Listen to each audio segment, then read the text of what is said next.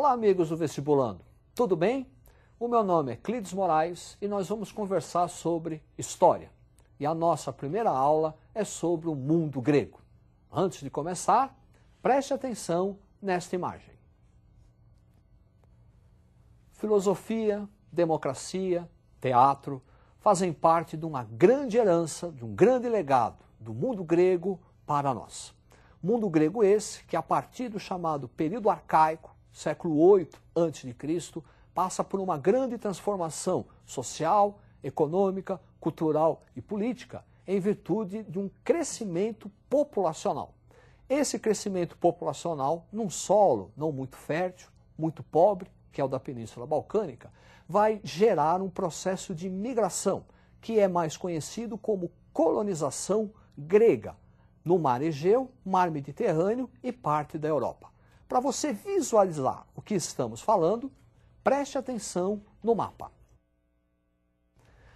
Sul da França, sul da Espanha, o sul da Itália, a Península Balcânica, a Ásia Menor, o Mar Negro, o norte da África e ilhas do Mar Mediterrâneo. Este processo de colonização grega vai desenvolver bastante a atividade comercial e industrial. Por conta desse desenvolvimento, vamos ter a introdução da moeda. A introdução da moeda representa uma revolução no pensamento grego, em virtude da noção abstrata de valor contida na moeda. Também vai contribuir para o desenvolvimento da racionalidade grega a introdução da escrita, desenvolvendo o pensamento crítico, pois você nem sempre escreve do jeito que fala. Por conta da introdução da escrita, a legislação no mundo grego, que antes era oral, passa a ser escrita. Os principais legisladores foram Drácon, primeiro legislador que vai introduzir as leis escritas na Grécia, leis severas, daí o nome, leis draconianas, reformas de Solon, Solon que vai abolir a escravidão por dívidas, Solon que vai introduzir a moeda, Solon que vai criar o voto censitário. E por fim, Clístenes, que vai fazer uma reforma dando igualdade jurídica entre os cidadãos, abrindo caminho para a democracia. Por isso que Clístenes é chamado o pai da democracia. Para você fixar melhor o que foi dito até agora, preste atenção no quadro. Os principais legisladores gregos: Drácon, primeiras leis escritas, Solon, com as suas reformas, e Clístenes, considerado o pai da democracia.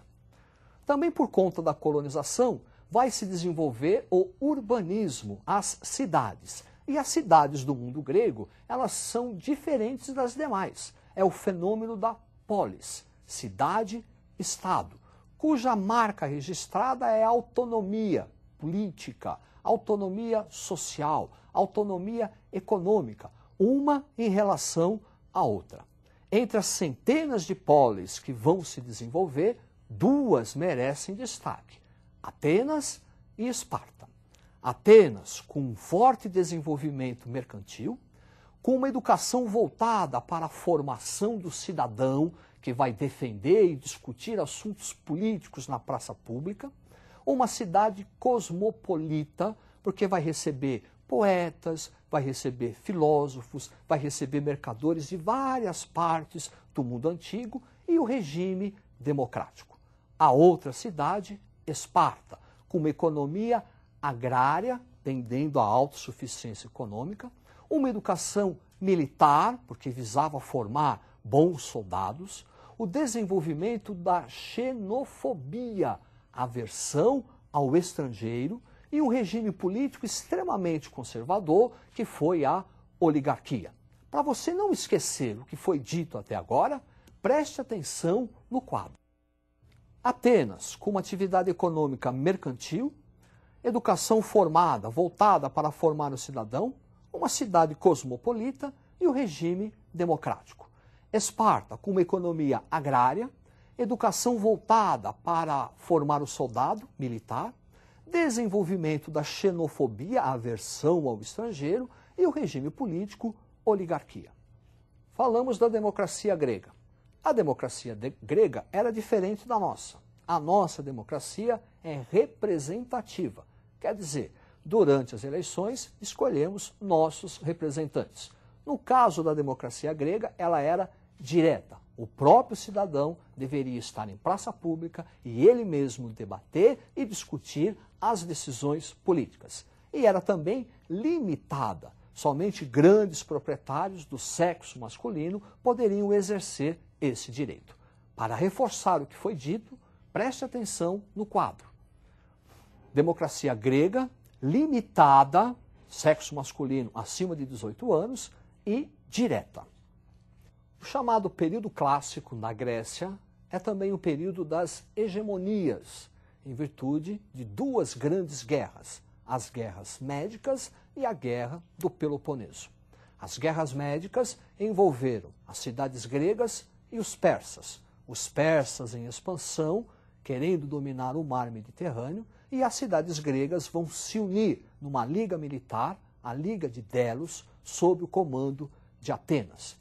Essas guerras médicas vão durar 11 anos. Duas grandes batalhas vão ocorrer.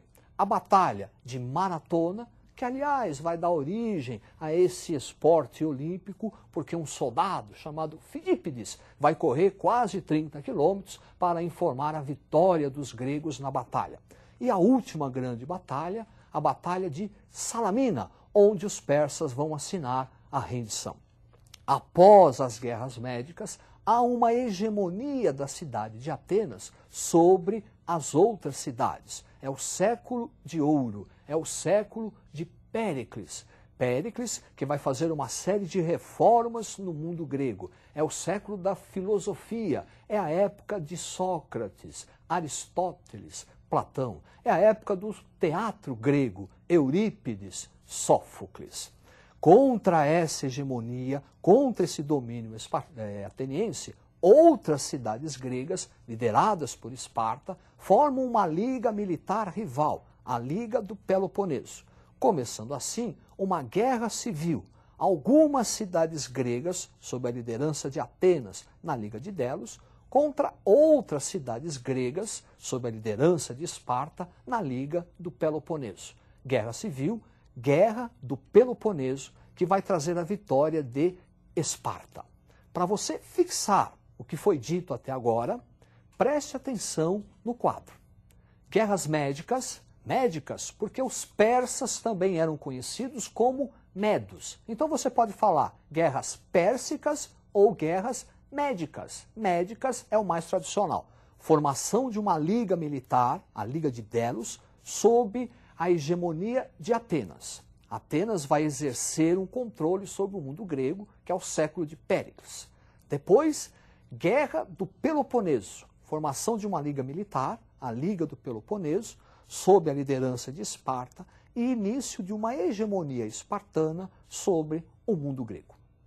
Após esses 28 anos de guerra civil, o mundo grego se enfraquece.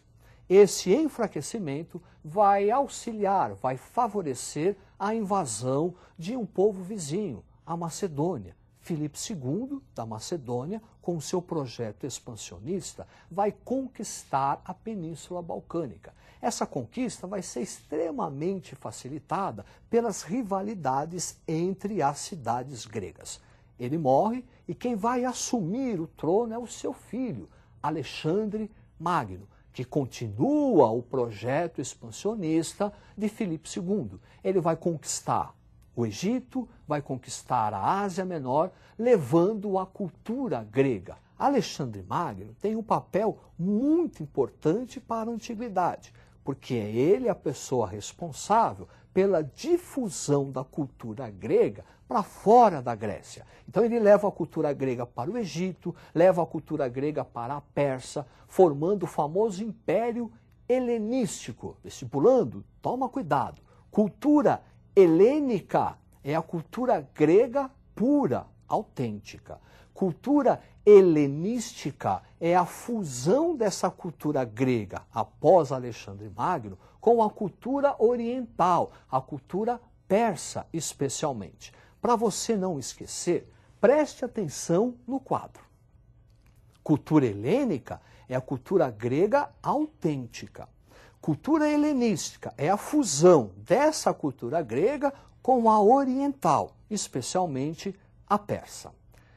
Esta cultura helenística vai se estender geograficamente por toda a Península Balcânica, pelo norte da África, Egito, Ásia Menor e Pérsia. Seus principais centros serão as cidades de Pérgamo, Antioquia e Alexandria.